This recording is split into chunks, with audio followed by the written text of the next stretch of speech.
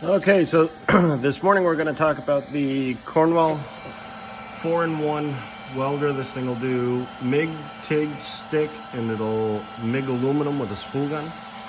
I've been MIG welding with it for a couple of years.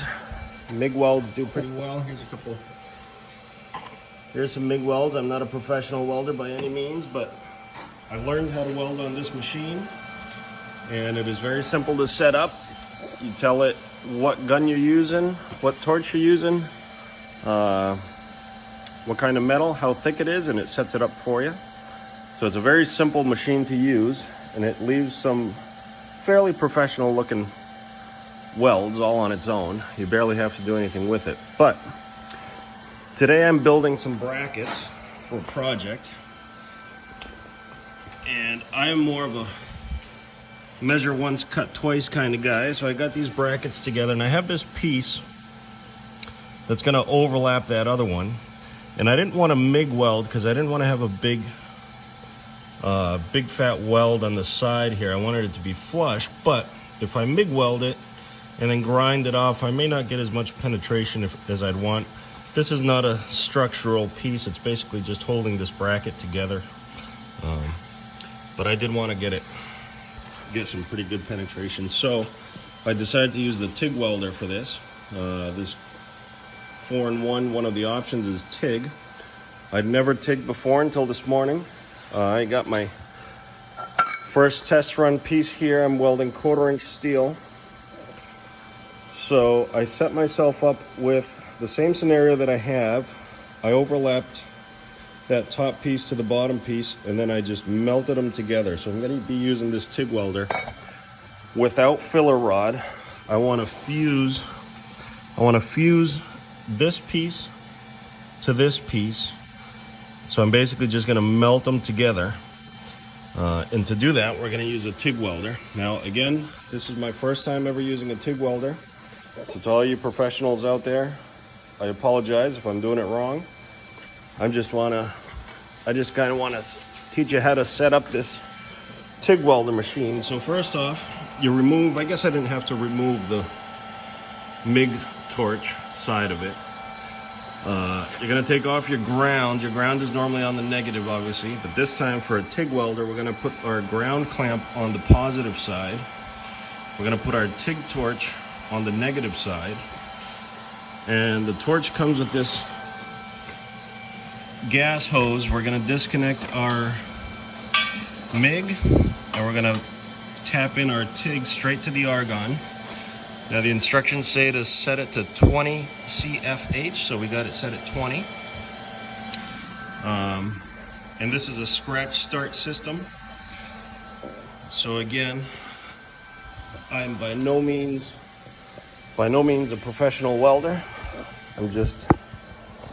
I have a project that I want to get done, and measure once, cut twice. I could have left that piece a 1/4 inch shorter and then filled it with MIG, and that would have been perfectly fine. Grind it down, but I don't want to do that. This again is my test piece that I made this morning. This is the very first time I've ever used a TIG welder. So I've fused them together, ground it down. This is my first bracket.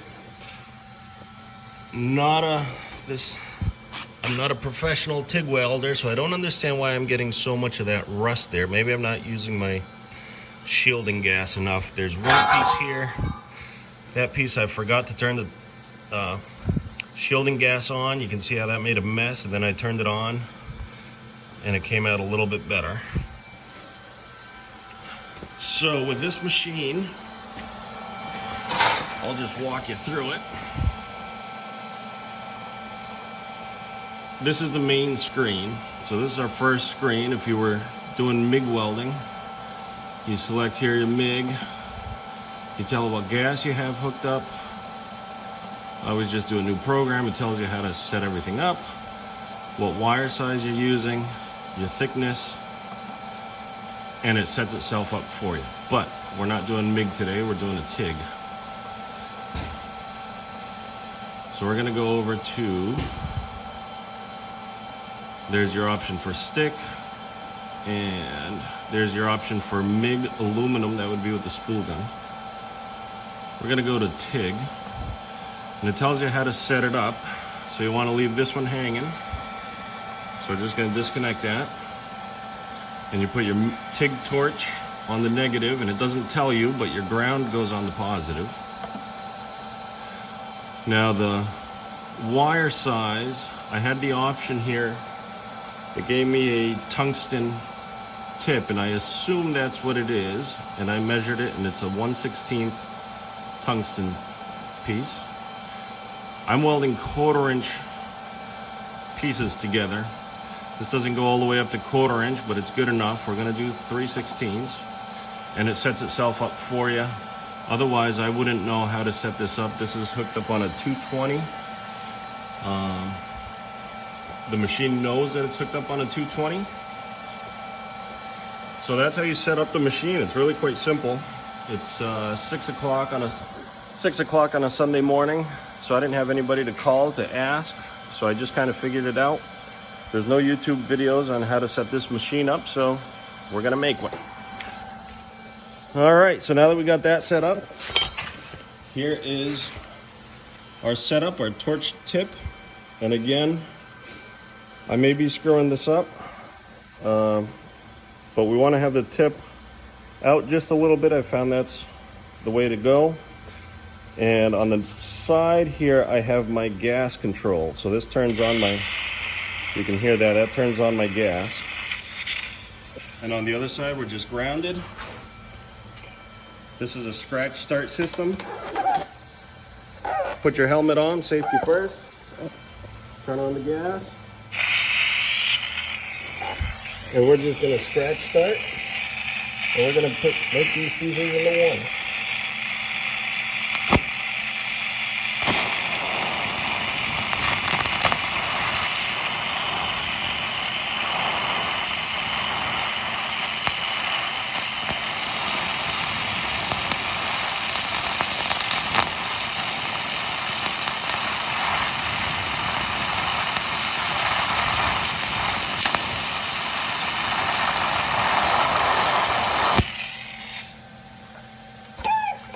I'm not gonna bore you with the whole bead, but I'm basically taking this piece, liquefying both pieces together, and just making them into one. There's my first piece that I made. It's pretty dirty, but we're gonna grind it down. This is my original test piece that I did this morning. Just grind it down, looks beautiful. And there you have it. That's how we set up our 4-in-1 Cornwell. This is the MMWMP242DVI. Awesome machine. Makes you look like you know what you're doing. Except for this TIG, I need to practice a little bit.